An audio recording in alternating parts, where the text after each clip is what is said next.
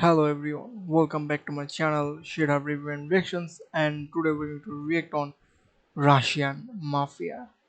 So this video is from RussianPlus channel, and in this video they are going to explain about Russian mafias in 1990s, their poverty, drug and gangs war, about those things. So this is kind of an informative video. We're going to see this video and we're going to know about the Russian mafias. So let's watch this video together and see what really happens in Russian mafias when it was in 1990s. So subscribe my channel, and you can also let us know how you like this video in the comment box. So let's move into the video. So let's start the video. Hey guys, in this video we're going to talk about an interesting phenomenon that was in Russia in the late 1980s and all throughout the 1990s. The Russian Mafia. So the government was in turmoil at that time, and the police were losing their grip, and the large part of the population were just starving. And so boys from the neighborhood, just like in America, started forming gangs. Yes. And they wanted to, most of them were athletes, so they wanted to apply their athletic skills gang members to build some kind of career. This was a career. You know, gangsters were glorified at the time. It was cool to be a gangster.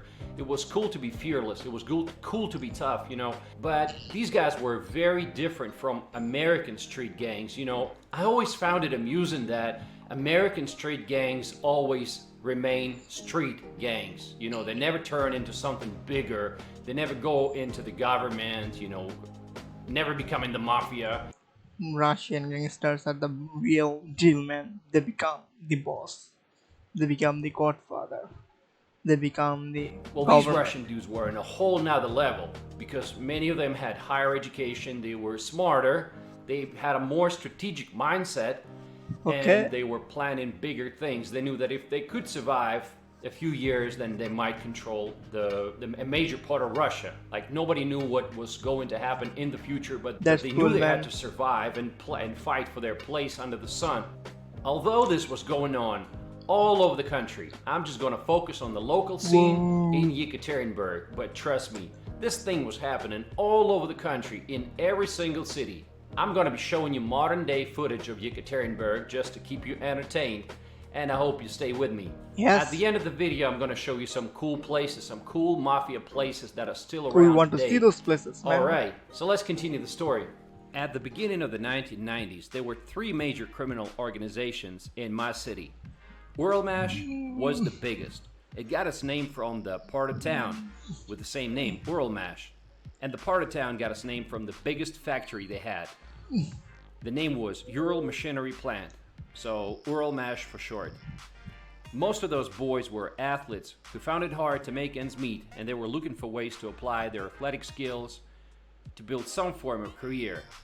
The idea of being a member of the Mafia was promising at the time. From Russia. Even this pop is singers Russia, had songs like Some "Mom, cool I fell guys. in love with a gangster." You know, they glorified gangsters. Another gang was Central Gang. They got this name because they were based in the central part of the city. They were controlling local businesses, and they started the first casino in the city. The third gang was the Traditional Criminal Organization of Thieves of Law, or the Blue Guys. Blue because they had prison tattoos. It's a well-structured organization that's still around today. In the 1990s, they had to step back a little because these new guys were too ambitious, too trigger-happy, and they had nothing to lose and everything to gain. Uralmash, the first one, was the biggest of the three. There were two guys in charge of the organization, two brothers. And as the two gangs were bumping heads constantly and settling disputes with one another from time to time, the Central Gang decided to make a hit on one of the brothers, killing him and his bodyguards right in the center of the city. That was a fatal mistake. This launched an all-out war between the two gangs. The Uralmash was more powerful, and they had more soldiers. And by 1993, most leaders of the Central Gang were assassinated, and the Uralmash dominated the region and way beyond. Their most blatant act of power showcase was that same year when they launched an RPG rocket into the regional government building as a way of intimidation and showing who's the real boss in the city. Just to give you the scope of their operations, one of the rival leaders was killed in Budapest, Hungary. In 1995, they were best buddies with the governor and even were registered in a political party. One of the last members of the Central Gang was assassinated in 1999. I remember I was at a gym and our boxing coach walked in cursing and screaming, "They killed Clementiev." And he was a very influential figure indeed. He had friends like Dolph Lundgren, the actor. He was driving his G-Wagon at the time and they killed him with a machine gun, firing endless number of bullets. Just so you can feel the atmosphere of the 1990s, let's walk into the Central Hotel where there used to be a casino and it was the headquarters of the Central Gang. Let's go. That's cool, man. Real life, cool gang wars. The real story, man, of Russian gangsters. They're the real deal.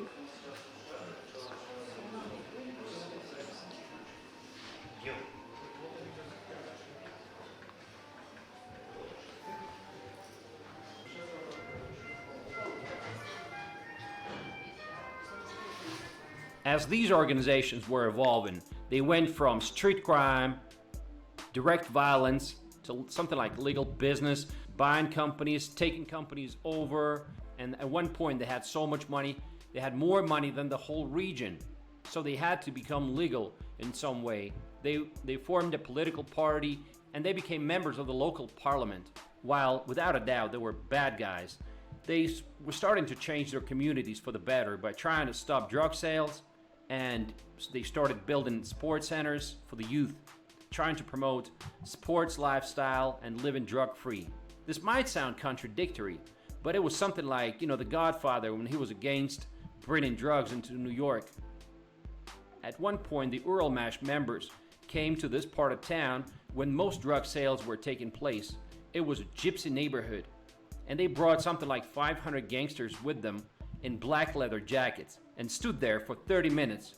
It was a sign, it was a warning that if we have to come here again, you're gonna regret it. Of course, all these gang wars left a lot of people dead, and now we have Mafia cemeteries. This is one of them. It's not your regular tombs, these are like real monuments. Looks really impressive. Whoa. What happened next? In 2004, the Uralmash members challenged the traditional thieves-in-law in Moscow because they had commercial plans in Yekaterinburg, and the leader of Uralmash, Alexander Khabarov, was arrested and found dead in his jail cell a few days later. This crime hasn't been solved. Ever since then, the organization went undercover. Some of its leaders were later arrested abroad and brought to Russia. Okay, I hope you guys enjoyed the story, and if you have some questions, feel free to ask me. Thanks for watching and stay tuned. That's really cool story, man. So we can learn from here that they have really high level of gangship in Russia, and we all know that because Russians are the best in gangs war, and their technology, their mind of thought is known in every part of the world. Russian mafias are always portrayed in American movies, Hollywoods, in also Bollywood. They in India they also patronize or show the Russian mafias. They always talk about Russian mafias because Russian mafias are high level, man. So that's it, man. If you want to see more videos about Russia or any other country, just let me know what country you want to see next and what kind of video you want to see me react on. Just let me know in the comment box and let me know how do you think about this Russian mafia video, and this if this video is any good for you guys, that will be great. And this video is really fun, this is so much informative, and we can learn so much about Russian mafia culture and this type of things. So this is great, and thank you for watching, man. Just subscribe my channel and share this to your friends and family members, and please send me links of videos that I can react on in my comment box. and you can also let me know in my Facebook page reaction, link in the description box of my page.